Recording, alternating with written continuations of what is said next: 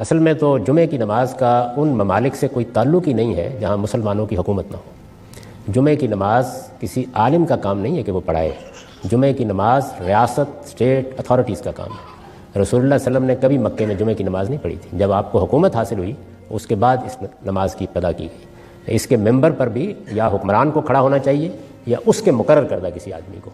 یہ کسی عالم کا کام نہیں ہے۔ آپ کے یہ جلیل القدر علماء پہلی صدیوں میں ہوئے ہیں، امام ابو حنیفہ، امام مالک، امام شافعی، امام غزالی، انہوں نے کبھی جمعہ نہیں پڑھایا۔ کوئی تصور بھی نہیں تھا اس کا۔ حکمران اور ان کے نمائندے، اس میں اصل میں اللہ تعالیٰ نے ریاست کا نظم چلانے والے مسلمانوں کو، حکمرانوں کو، اہل اقتدار کو مسجد سے متعلق کیا ہے۔ ہماری بدقسمتی یہ ہے کہ ہم نے ہر چیز الٹ دی ہے۔ اس نماز کی یہ حیثیت بھی الٹ دی۔ اس کا ممبر جو اصل میں حکمرانوں کے لیے تھا اس کو علماء کے سپرد کر دیا۔ علماء اپنے فرقے اور اپنے بحثیں اور اپنے مسائل لے کر آ گئے اس میں، اور اس کے نتیجے میں مسجد، اب پاکستان میں تو میں ڈھونڈتا ہوں کوئی خدا کی مسجد مل جائے، وہ فرقوں کی مسجدیں، یہ صورتحال ہو گئی۔ انگلستان میں نے دیکھا کہ وہ ساری کی ساری خرابیاں جو وہاں پہ ہم فرقہ بندی کی پیدا کر چکے ہیں وہ لوگ الحمدللہ لے کر آ گئے ہیں، اور گلی گلی وہ بازار سج گئے ہیں۔ تو جمعے کا ممبر جو ہے یہ ریاست کے کنٹرول میں رکھا گیا ہے، یہی دین کا حکم ہے۔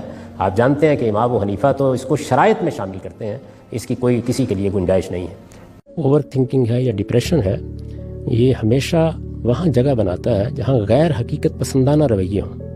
ہمارے ہاں پہلے دن سے غیر حقیقت پسندانہ رویوں کے ساتھ بچوں کی پرورش اور نشو و نما ہوتی ہے۔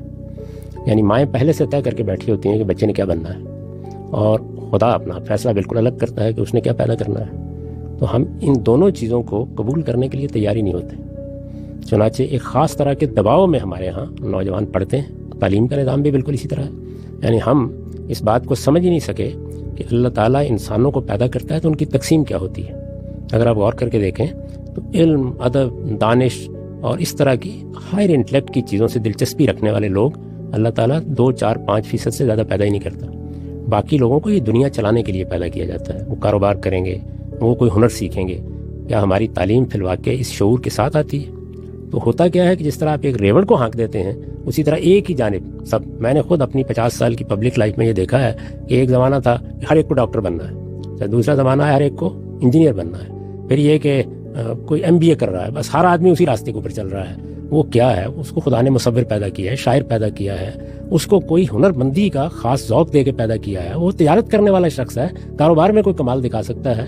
جب آپ اس طریقے سے ایک دباؤ کی کیفیت میں لوگوں کی پرورش کرتے ہیں وہ کبھی نارمل رہ ہی نہیں۔